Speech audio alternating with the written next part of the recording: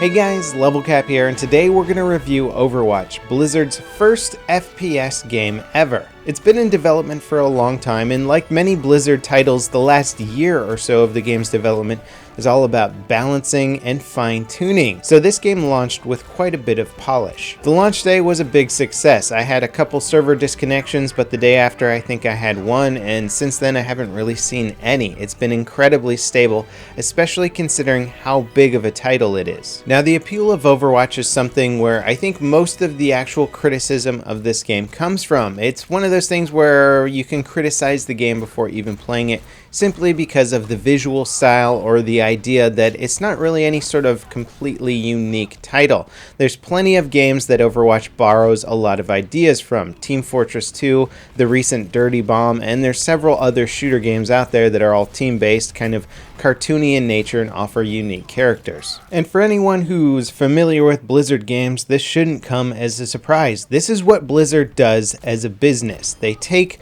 genres or titles that have already been well established and have a clear market presence behind them, and they perfect them. They work on them, they tweak them, they create their own version, just as they did with World of Warcraft. You could look at it as a perfection of, say, EverQuest or other MMORPGs at the time. Warcraft itself, an RTS, was a perfection of the other RTSs that were out at the time. They created a massive esports world around StarCraft, which was an evolution of that. And then we've got the recent Hearthstone, which is essentially Magic the Gathering, the trading card game, just evolved and made more efficient for an online-only experience. This is what Blizzard does. They take pre-existing genres and improve them to near perfection. And Overwatch is another example of this. One of the coolest things about this game is that it takes that sort of team-based shooter mechanic, but it gives you a variety of characters that all play so differently that just about anybody who's played a shooter before, regardless of what shooter it is going to have a character that meets your specific playstyle. Not only are all the characters incredibly straightforward and simple to learn, just their basic mechanics and moves, since there's not that many buttons or abilities in the game, but it's not necessarily just based on your twitch reflexes or your amazing aim. If you don't have good aim, there are characters that auto-aim for you with sort of these auto-lock-on weapons, like Winston, this giant tank of a gorilla. He's got a lightning gun that automatically targets people who are close to you. He's not overpowered because of this mechanic, because his gun doesn't do a lot of damage, so you have to sort of compensate and adapt for that. Likewise, there's Symmetra, who's sort of the support class who can give her teammates shields, and she can put up little turrets around the environment and build a teleport as her ultimate ability. But her weapon also sort of has this weird little auto-tracking ability. So there's characters out there that you don't have to have the greatest aim in the world to do well with. You just have to have good strategy or good game sense. And then there are the characters that can do really well if you've got that amazing aim or that twitch reflex. So there's so many different styles and mindsets to bring to this game. I really feel like Blizzard's incorporated not only every sort of style of shooter fan that might enjoy a shooter game, but they're also creating characters that could be really appealing to people coming from different genres. Say somebody who plays an MMORPG like Warcraft and you like to play supporting characters. There's a healer class in this that requires a lot of skill to play in terms of healing the right people at the right time. There's a lot of really cool character abilities that even myself, a veteran FPS player, is not too familiar with, or is going to take me a while to learn and wrap my head around them, but somebody coming from an entirely different genre of game might pick up on right away. And then of course, to round out the game, Blizzard didn't just make it appealing and easy to play for everyone, but they also created quite a high skill ceiling. So say you're playing a character that's got 2 or 3 abilities. You might think like, oh well, that's gonna take me no time at all to master and become an expert with this character. There's a lot to learn. There's so many different ways to use each ability. There's very minute things to know about the game, and you can always get better with just about any character. Even the healer, for example, who has an auto lock-on healing gun, she takes a lot of skill to play, and she has a sidearm that can shoot. So if you get good with your FPS skills, you can become a healer that also has the ability to deal damage and all these other kinds of cool abilities. So there's just a high level for improving your gameplay and your skill. Now the game is multiplayer only. It comes with 12 maps, and they play on different game modes. You have Assault, which is basically sort of capture 2 different points throughout the map, so one team has to defend those points, the other team attacks those points. Then there is Escort, where you have to escort a payload that moves throughout a map, so one team has to constantly sort of be on that payload while the other team has to try and get them off of the payload. You have hybrid maps where you have to sort of assault a point, which then unlocks the payload, and then you escort the payload, so it's sort of a combination of escort and then assault all in one. And then you have control, which is basically king of the hill that is varied throughout 3 different points. So you all fight for 1 point, you all fight for a 2nd point, and then if there isn't a clear victor after that, you'll all fight for a 3rd point. So it's basically best 2 out of 3 on a king of the hill mode. And those modes will come up randomly when you go to quick play, so you can't really choose which game mode you want or what map you want. This keeps the gameplay pretty varied, as there doesn't seem to be any sort of player-run servers or anything like that. You're not going to be able to play the same game mode over and over and over again, just practicing it non-stop. You can do custom games against friends if you would like, and I'm sure competitive teams will be doing that to get extremely good at certain strategies on certain maps. There's also 21 different characters to choose from. Now, if you've been playing through Alpha and Beta, you've seen these characters introduced in waves, so basically you didn't have them all at once. But if you're just getting into the game with 21 different characters, it's quite a lot to process, not to mention Blizzard has already confirmed that they're adding more characters to the game, and these will of course be free to anyone who has bought the base game. There's no requirement to unlock characters in this game or any sort of level up benefits that are going to improve your characters. Everything is set from the start, so you will never have a tactical advantage over anyone who spent money in this game. Now, you can spend money in this game even though there's already a base fee for buying the game. If you would like the cool cosmetic items right away, you can spend some money and get them right away. Otherwise, it's going to take you some time of unlocking loot crates and basically getting them through random chance or saving up the money that you earn through loot crates to buy them in game. So basically all the cosmetic items are going to be unlockable without spending any money, and if you want them right away you can spend money, which is a good system. I'm glad that Blizzard has decided to go for a system where everybody is equal no matter what, regardless of the amount of money you spend, and if you just want to look awesome then you can spend a little bit of cash. Now, without question, there has been a little bit of controversy around the price point for this game, since there's so many similar titles to Overwatch that have a free-to-play model, and then Blizzard comes out and says, hey, $40 if you want to play our game. People are kind of upset by that because I think it seemed like it was going to be a free-to-play model for quite a while, and then people weren't expecting it to cost some money. So there's been a little bit of backlash for that, and also the idea that it's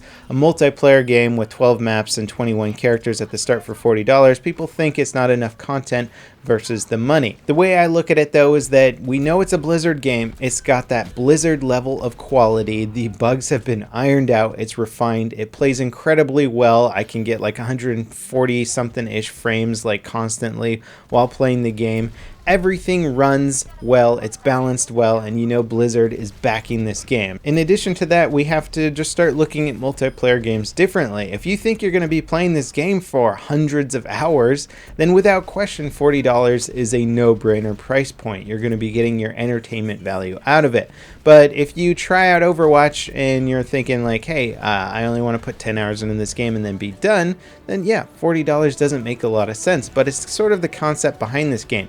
People who play Counter-Strike have put hundreds and hundreds and hundreds of hours into a game where they're playing like the same 5 maps over and over again. So the whole content argument in my mind doesn't really add up when you're looking at multiplayer only games. Still, we can all nitpick on price points here, and personally I think $30 might have been a little bit more inviting to more people out there, and I'm sure Blizzard at some point will lower the entry price point for this game, or there'll be some sales. Now, as far as multiplayer goes, not only have I played a lot of the alpha, the beta, and now the final release, and not being tired of the game, but it's got this sort of addictive nature to it where you want to constantly try and improve your skills or figure out cool team compositions. That's a really fun aspect of this game.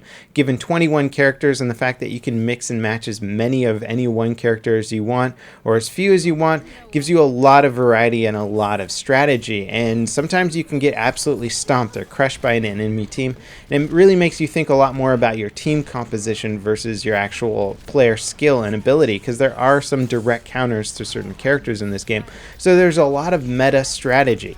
Now, that being said, this game doesn't come without its flaws. It is a new game out there. It's doing things that no other competitive shooter have done before, and thus there are some sort of learning curves and some rough edges that are not necessarily perfect right now, but I think it's something that Blizzard could without question remedy down the road. Currently, my biggest issue with the game is that it seems to be a little bit too rewarding, or just imply that you need to have friends in your friends list in order to play the game properly, or in order to have a really good time with it.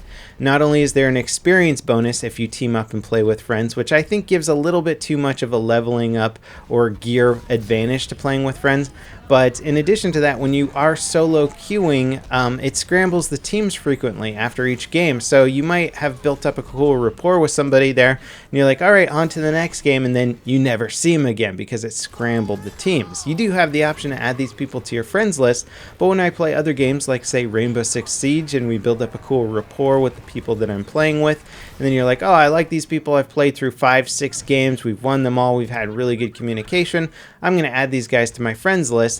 You don't have that kind of time commitment in Overwatch. It'll scramble the team, so you might be like, oh, good game, guys, and then bam, they're gone forever. The teams have been scrambled, and you're like, oh, I don't know if I want to add that guy to my friends list. We only play together for like 10-15 minutes. You know, it's not enough time to really sort of make friends. And since the game is encouraging team play so heavily, it's sort of this thing where it's like, oh, I really want to make friends and get to know like other random people who are playing at the same times that I'm playing, so I can build up like a group of people that I can play with. It doesn't really give you the necessary tools right at the start to do that quickly or efficiently, or at least in the way that I like to do. So I would like to see the game sort of create a matchmaking system that allows you to maybe stick with some of the people that you're having a good time with. And then of course there's a few other issues that go with solo queuing and playing with randoms.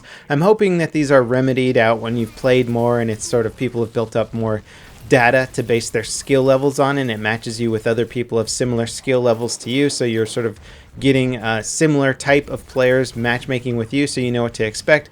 But there's definitely some team composition issues that occur when solo queuing, because people are picking characters that don't really add up, or there's like a bunch of bastions playing on an offensive team, and that doesn't make a lot of sense, or nobody wants to go healer. That's something that I have a hard time with. Is I don't really like playing healer that much. I'll do it sometimes if I know the team's struggling, but if everybody likes to play a damage dealing class, or more of a fun class, as I like to say, where you're going out there and getting kills and doing lots of action, it can be really rough if nobody wants to play the healer. So there are issues that crop up with solo queuing. And the game does try and sort of tell you when you're setting up your team composition. It'll be like, no healer, no tank, no this, no that. But not everybody follows to that, and it can be a little bit frustrating, especially if you feel like you're the person that always gets stuck playing the support roles, simply because you know the team needs that, even though you don't enjoy playing those roles as much. Now, despite those very limited issues right there, with solo queuing not being necessarily the greatest experience ever, these are things that not only can be fixed, but it's also things that pretty much every other multiplayer shooter suffers from, because they're very difficult issues to deal with, or figure out how to get good games going with a bunch of random players. It's not the easiest thing in the world to do, and it's just something that just humanity suffers from in general, is just random grouping of people maybe not always working together in the best fashion. That being said, though, I still feel like I've had a lot of games that have been extremely challenging. I don't feel like I'm being matched up against shitty opponents or anything like that. I think Blizzard really has sort of a good skill algorithm in there to put you up against teams of equal or competent players, and so it's fun to go up against challenges every single time, even when playing with a group of friends that are all really good. When grouping up with Jack Frags, Matimio, and X Factor, we still had a hard time beating certain teams, or we would lose a lot of games because of it matchmaking us against other teams of similar skill level. So at the end of the day, I'm incredibly impressed with Blizzard's Overwatch. I think they had a great launch. I think the game model is set up very well with a price point, and then cosmetic upgrades, and no sort of purchasable upgrades that make you a better player or anything like that. I think it's a good formula. Perhaps the price point's a little too high for some people. It's hard for me to gauge. Games for me are business business expense at this point, but I could see people thinking that $40 might be a little bit much for an entry fee, but for the amount of hours that I'm going to get out of it, I can easily justify $40. Does Overwatch have a strong future in esports? I'd be willing to say yes. Blizzard's already shown that they can create a new IP using Hearthstone and make it a big success in the esports scene. I think Overwatch has a very strong future in esports, and I can't wait, honestly, to watch some of the tournaments and try and learn from the advanced skill level and team composition. I plan on making many more Overwatch videos in the future. I hope you guys enjoy, and don't let the cartoony nature of the game throw you off as it did to me at one point, because once I got in and actually started playing, I became addicted right away. As always, guys, thanks for watching, and I'll see you next time. This is LevelCap, signing off.